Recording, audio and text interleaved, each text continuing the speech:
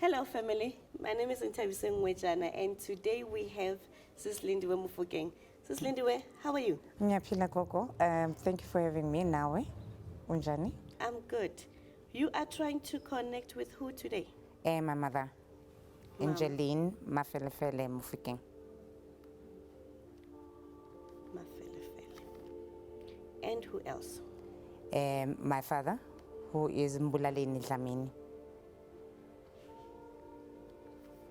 Dlamini.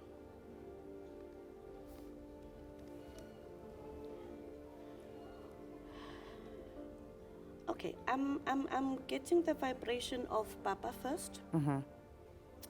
Now, Papa is starting this reading with a bit of history. And he is saying to me that he is coming from a family where most things were left at the past.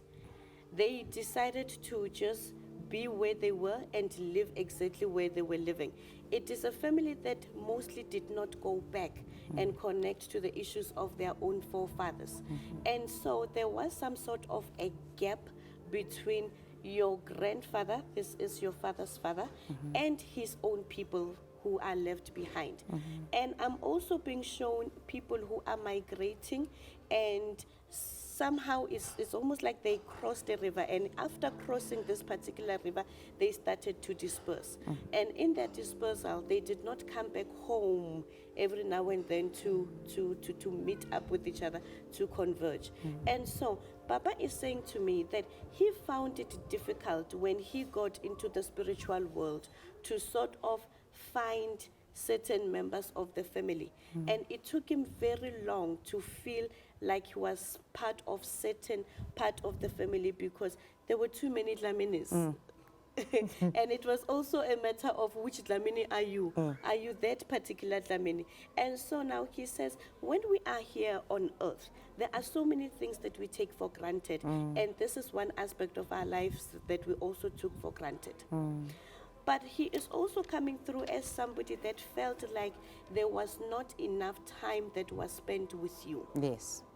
And he says, I waited for somebody out there to go and create an opportunity.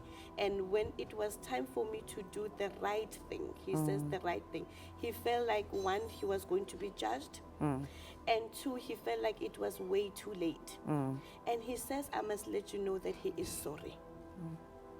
He says he realizes that his absence in your life, or the inconsistencies in the presence in your life, has made you somehow doubt the love that other people are giving you.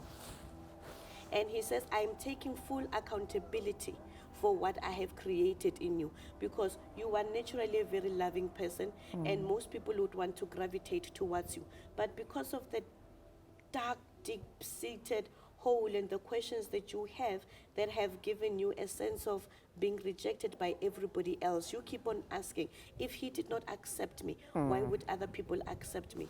And he says, be who you are meant to become. When people are coming towards you, they are coming towards you for your own reasons. Don't let the reasons that I left you or I did not commit consistently hurt you. Because what Papa is talking about, he is coming through as somebody who also used to make promises that he could not keep or did not want to keep in this instance. And he had many excuses and many ideas of how he can best spend his time. So I hope that you accept the apology that Papa is asking for, so that you can really bring your own self to come through. And he says that the issues that are going to be emanating are really going to be historical issues from his from his own family, because you are going to both go through your journey and his journey. So don't go through his journey being bitter because of if he had been here, he would have shown you A and B instead of you going to go find A and B up until C and D. Yeah. So it looks as if you are also on a search and you are trying to piece together, and you keep on getting people that are not really relevant to the story, but in the beginning they feel like they are. And so Papa is also talking to me about a son. Do you have a son? Passed on. Okay. So he says the issues that you are having of looking for your son, he says, I am seeing the son.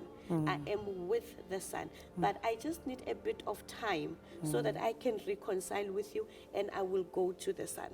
And it is almost saying as if what I could not do best with you, I am going to do it better with him. You see.